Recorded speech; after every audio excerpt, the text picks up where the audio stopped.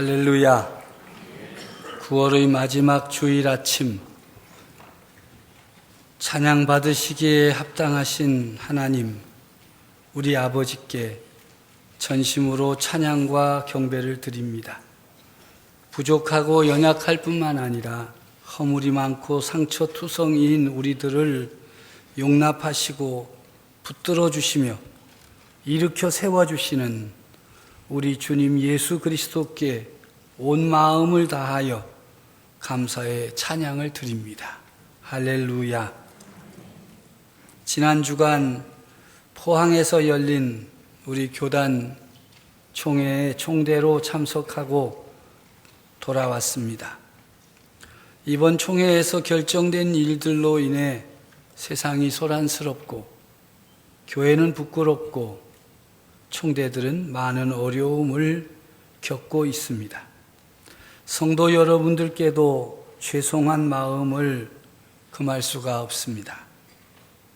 서울 명성교회에서 벌어진 세습, 목회지 대물림이라고 하는 사건이 벌어진 지 만 2년이 지났습니다. 2013년 9월에 우리 총회는 세습 방지법을 제정했습니다. 헌법 28조 6항을 신설했습니다. 총회에서 결의하고 노회에 수의해서 모든 노회원들이 허락을 해서 확정이 되었습니다. 그 법이 통과된 후 명성교회 담임 목사와 그 아들은 우리는 절대로 세습을 하지 않을 것이다 라고 선언했습니다. 그런데 2017년 11월 아들 목사가 위임 목사로 부임했고 이때부터 교단 안에 분쟁이 시작되었습니다. 2018년 8월 교단의 재판국은 무효 소송에 대해서 적법하다고 판결을 내리는 어처구니 없는 재판을 했습니다. 한 달 후에 열린 2018년 9월 총회에서는 그 재판이 잘못된 것이다, 재심을 해야 된다라고 결의하고 재판국 전원을 교체했습니다. 올해 2019년 8월 교단 재판국은 아들 목사 청빙 결의가 무효라고 판결을 했습니다. 그리고 2019년 9월 이번 총회에서 7개 항의 수습안을 결의했습니다. 많은 논란이 있었습니다. 총회 내내 이 문제로 논란을 가졌습니다. 그래서 수습안 몇 가지가 결의되었는데요. 첫째는 명성교회와 서울 동남노회는 총회 재판국의 재심 판결을 수용하고 재재심을 취하야 한다. 그 결과 아들 목사의 위임 목사 지위는 그날로 해제가 되었습니다. 서울 동남노회는 2019년 11월 3일경에 명성교회 임시당회장을 파송한다. 동남노회가 있는 때가 11월 3일경입니다. 세 번째, 명성교회 위임 목사 청빙은 2021년 1월 1일 이후에 할 수 있도록 하되 아들 목사를 위임 목사로 청빙할 경우 서울 동남노회는 2017년 11월에 행한 위임식으로 모든 절차를 대신한다. 네 번째, 서울 동남노회와 명성교회가 총회 재판국의 재판 결과에 대해 수용하지 않았음에 대해 사과한다. 그리고 다섯 번째, 여섯 번째, 일곱 번째, 여러분들 핸드폰 켜서 명성교회를 치면 이 7개 항이 자세하게 기록되어 나올 것입니다. 이 7개 항을 만들기 위해서 처음 수습위원회에서 제시했던 안은 3가지입니다. 하나는 아들 목사의 당회장직을 1년간 정지한다. 두 번째, 5명의 장로를 은퇴시킨다. 네 번째, 김수원 목사를 2021년도에 노회장으로 세운다. 이 김수원 목사는 명성교회가 그 아들 목사 위임 청빙안을 냈을 때 반려시킨, 그래서 부노회장에서 노회장이 되지 못한 분을 말합니다. 이 처음 수습위에서 제시한 안을 세습 금지를 지키려는 측에서 강력하게 반발했고 새로운 수습안을 제시했습니다.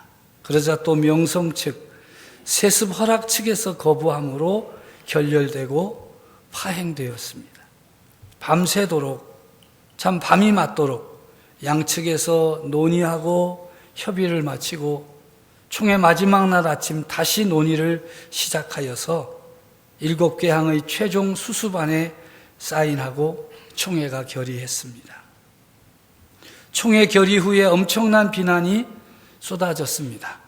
세습금지법 자체를 없애려 하고 지금까지의 모든 일을 합법화하려 했던 명성 측과 세습 지지파들에게도 이 수습안은 심히 불만스러운 안입니다. 왜냐하면 다 처벌을 했기 때문이죠. 저들은 계속해서 자신들의 행위를 정당화하기 위해 세습금지법 자체를 없애려고 힘쓸 것입니다. 기도해 주시기를 바랍니다.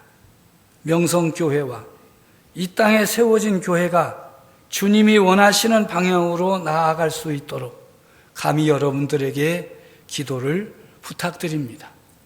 2021년 1월까지 무슨 일이 벌어질지 우리는 모르지만 기도하면서 하나님의 뜻을 겸손히 기다리려고 합니다. 성도 여러분들도 함께 기도해 주시기를 바랍니다. 우리가 이루는 교회는 어떤 교회가 되어야 할 것인가를 생각하면서 기도해 주시기를 바랍니다. 교회는 하나님께서 예수 그리스도 안에서 특별히 부르셔서 이전과는 달리 구별된 삶을 살기로 작정한 사람들이 모인 모임이며 하나님의 약속에 그 근거를 둔 구원의 공동체입니다. 교회는 성도들의 신앙생활에 있어서 대단히 중요합니다. 교회가 무엇인가를 아는 정도에 따라서 그 사람의 신앙 수준이 결정됩니다.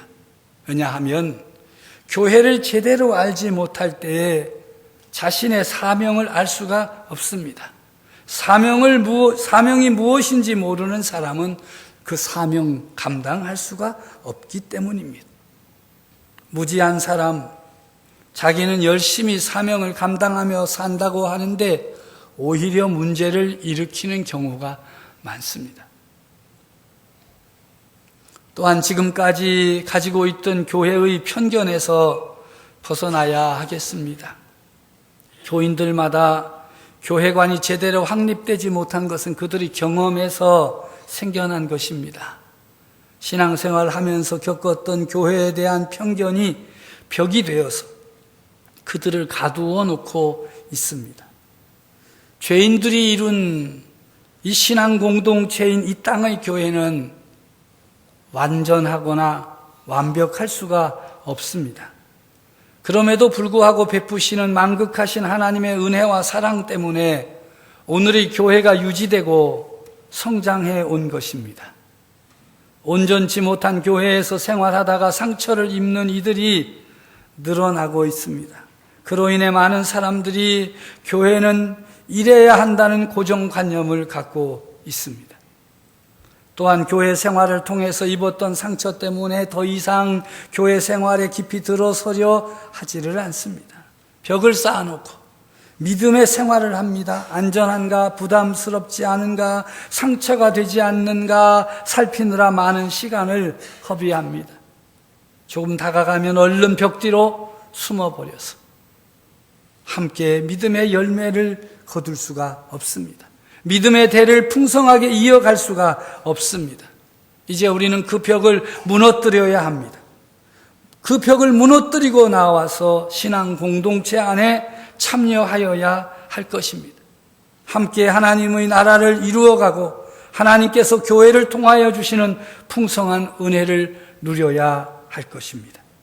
성경에는 교회에 대하여 특별한 이름을 허락하셨습니다. 에베소서 1장 23절에는 교회를 그리스도의 몸이라고 말씀합니다. 예수 그리스도를 머리로 한 교회의 연합을 강조한 이름이지요. 이 땅의 어떤 교회도 그 머리는 예수 그리스도이십니다. 예수님이 주인이십니다. 어떤 사람도 이 자리를 탐내어서는 안 됩니다. 탐을 내어도 될 수 있는 것이 아닙니다. 사람은 단지 교회를 이루는 지체로 만족해야 됩니다. 교회 가운데에서 책임을 맡은 사람들은 교회의 청지기일 뿐이지 결코 교회의 주인이 될 수 없습니다. 종종 우리 교회는 누가 없으면 안 돼. 그런 곳은 교회가 아닙니다. 누가 없어도 교회는 됩니다. 오직 예수 그리스도가 계시면 그곳은 아무리 연약하고 모자라고 부족하고 흠이 많은 사람이라도 그곳은 교회입니다. 그러나 아무리 대단하고 훌륭하고 굉장하고 엄청난 사람이 모였다고 해도 그 교회의 머리가 예수 그리스도가 아니시면 그 교회는 더 이상 교회가 아닙니다. 고린도후서 6장 16절에는 교회를 하나님의 전이라고 합니다. 바울은 고린도 교회를 하나님의 성전이라고 했습니다. 베드로는 신자들이 신령한 집으로 세워진다고 하였습니다. 갈라디아서 4장 26절에는 교회를 위에 있는 예루살렘, 하늘의 예루살렘이라고 했습니다. 디모데전서 3장 15절에는 교회를 진리의 기둥과 터라고 말씀합니다. 교회는 이처럼 하나님을 대적하는 자들을 대항하여 진리를 수호하는 곳입니다. 예수님께서는 자신을 위하여 기도하시고 제자들을 위하여 기도하신 후에 교회를 위하여 기도하셨습니다. 특별히 교회를 위한 기도의 내용을 살펴보면 예수님께서 원하시는 교회가 어떤 교회인가를 알 수 있습니다. 첫째로 하나가 되어 주님 안에 거하는 교회입니다. 하나가 되는 것. 예수님께서 첫 번째로 원하시는 교회의 모습은 우리가 하나가 되어 주님 안에 거하는 것입니다.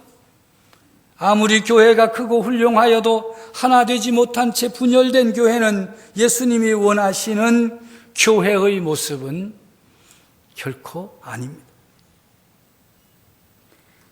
그러나 외형적인 모습의 일치만이 아닌 내면적인 일치가 우리 교회 가운데 일어나야 하겠습니다. 서로의 생각이 다르고 믿음의 모습이 다르다고 하여도 자신이 속한 교회 공동체에 깊은 애정과 관심을 갖고 참여하여야 합니다. 세상 풍조가 이기적이고 개인주의적이 됨으로 인해서 신앙생활도 점점 더 개인주의화 되어가고 있습니다. 이로 인해 한 교회를 다니면서도 하나라는 의식 없이 다니는 것이 일반화되어지고 있습니다. 그 결과가 무엇입니까? 순수한 신앙이 변질되는 것이지요. 혼자서 자기의 신앙을 지키려고 하면 잠깐 사이에 변질되기가 쉽습니다. 무엇이든지 변질되면 재구실을 할 수 없고 사명을 감당할 수 없습니다. 우리가 분명히 알아야 할 것은 교회에 속한 성도는 하나 되는 일에 힘써야 할 책임과 사명이 있습니다. 바로 예수님께서 원하시는 교회의 모습입니다. 분명한 것은 교회가 하나 되어 주님 안에 거하여야 예수님께서 기뻐하십니다. 예수님의 십자가 앞에서 예수님 생각하며 눈물 흘리는 일에 성도들이 하나가 되어야 하겠습니다. 성도들의 고통과 환난 앞에서 함께 아파하며 눈물로 기도하는 일에 하나가 되어야 하겠습니다. 동네 할아버지가 암 진단을 받으셨습니다. 이 할아버지는 동네에서 사람 좋기로 유명하신 분인데 암 진단을 받은 날부터 갑자기 성격이 난폭해졌습니다. 아무하고 말도 하지 않고 식구들이나 주변 사람들에게도 막 욕을 하고 아무도 만나려 들지 않았습니다. 그런데 이 동네에서 할아버지를 가끔 만날 때 이 할아버지가 사탕도 주시고 그래서 아주 좋아하던 어린 꼬마가 하나 있었는데, 할아버지 나도 보러 가고 싶다고 병원 데려가 달라고. 안 된다고. 지금 할아버지가 많이 아파가지고 안 된다고. 그래도 가고 싶다. 얼마나 부모가 걱정했겠어요. 막 욕도 하고 승질 부리고 막 그렇게 변했다는데 이 아이가 갔다가 상처받으면 어떡하나. 그래도 아이를 뭐 이길 장사가 있겠어요. 그 아이가 할아버지를 만나고 한 20분 만나고 나왔는데 그 할아버지가 변했어요. 말도 부드러워지고 사람들도 들어오라고 하고. 그래서 사람들이 참 이상해가지고, 야, 너 할아버지한테 가서 뭐 했냐? 물었더니 이 아이가 대답하기를 아무 말도 안 했다는 거야.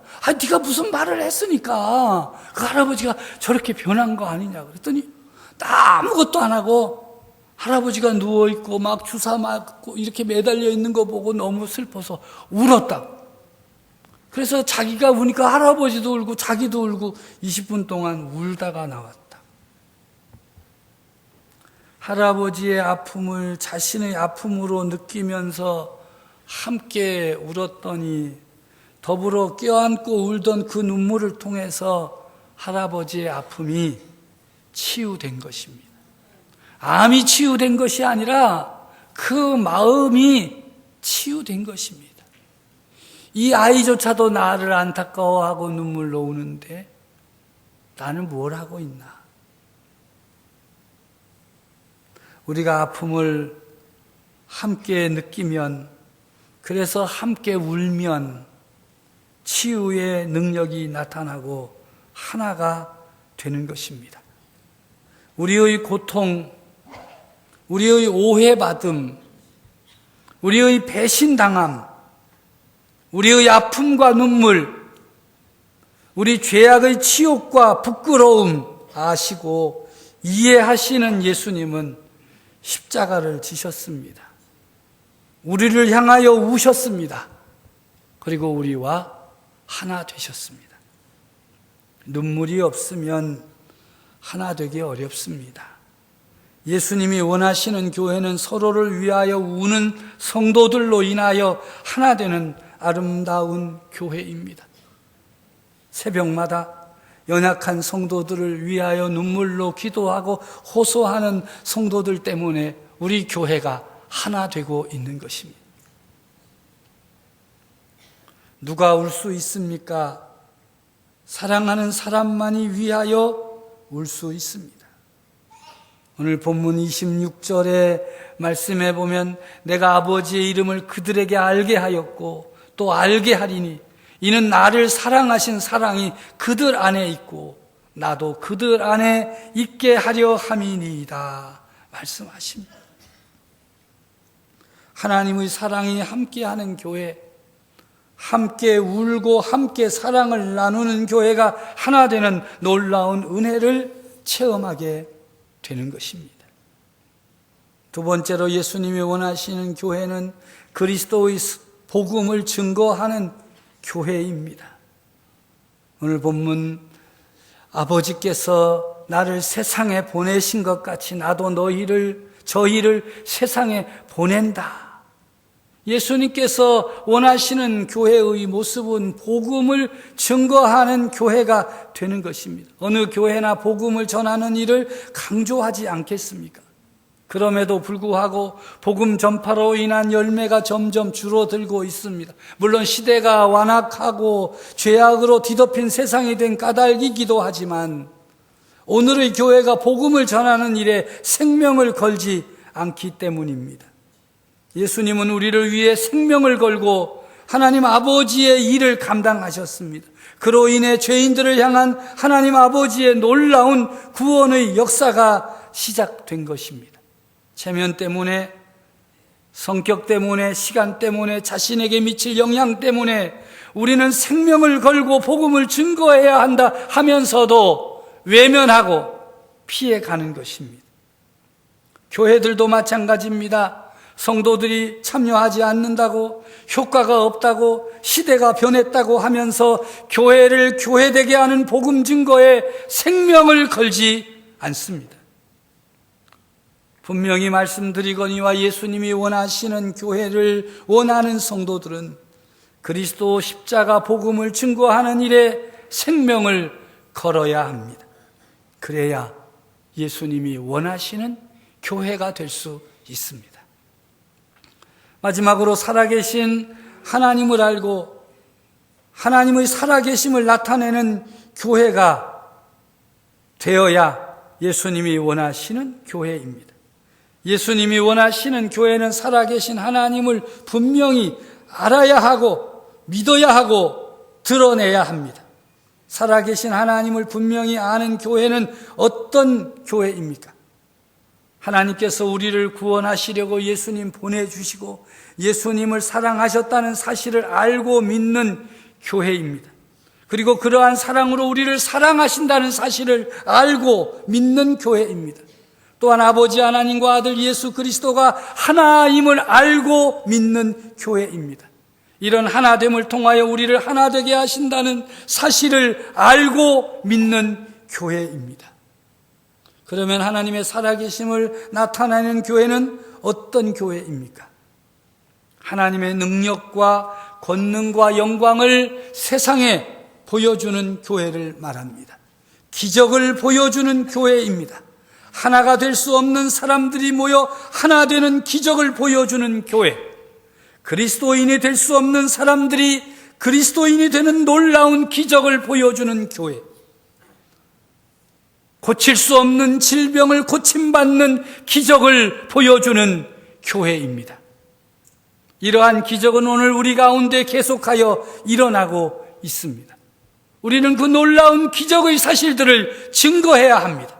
우리 교회 가운데 어떻게 하나님의 능력과 권능이 나타나고 있는가를 증거해야 합니다. 그러할 때 하나님의 살아계심을 나타내는 교회가 되는 것입니다. 말씀을 맺습니다. 오늘 하나님께서는 말씀을 통하여 우리들에게 예수님이 원하시는 교회를 이루어 가라 명하고 계십니다. 이 명령은 바로 우리를 위한 것입니다. 하나 되어 주님 안에 거하는 교회를 이루어 갑시다.